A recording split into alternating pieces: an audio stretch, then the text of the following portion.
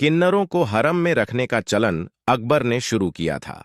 किन्नर उनकी कई सेनाओं के सेनापति भी थे, तो कई बेगमों के पर्सनल बॉडीगार्ड भी। हरम में रहने वाली कई महिलाएं इनसे डरती भी थीं, क्योंकि बादशाह उनकी बातों से ज्यादा किन्नरों पर भरोसा करते थे। इन किन्नरों पर जो मुख्य दरोगा होता था उसे ख्वाज सरा कहते थे। खावतसर कई बार उन पुरुषों को भी बनाया गया जिनके लिंग को काट दिया जाता था और किन्नर बना दिया जाता था। इनकी बकायद मनसबदारी मिलती थी।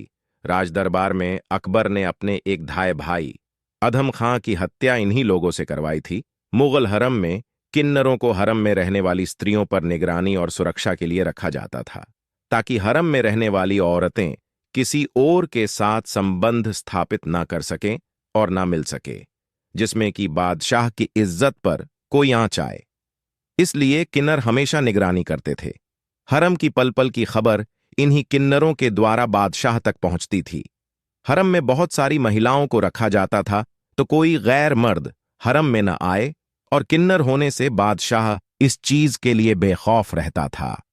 बादशाह को अपने पुरुष सैनिकों पर भरोसा नहीं होता था, साथ ही उससे ज्यादा उन्हें अपनी रानियों और दासियों पर भी भरोसा नहीं होता था, क्योंकि कहीं महिलाओं को जबरदस्ती हरम में लाया जाता था तो उन्हें डर रहता था कि ये कहीं सैनिकों के साथ ही संबंध स्थापित न कर ले या भाग जाए। इस कारण वे सैनिक तैनाती से बचते थे। हरम में बड़ी संख्या में किन्नरों की तैनाती की जाती थी। किसी भी बाहर से आने वाले इंसान को आंख पर पट्टी बांध कर लाना और उसे बाहर तक छोड़ना उनकी जिम्मेदारी का अहम हिस्सा था। जैसे कोई चिकित्सक हो, बाकी अन्य किसी पुरुष को हरम में आने की अनुमति नहीं होती थी।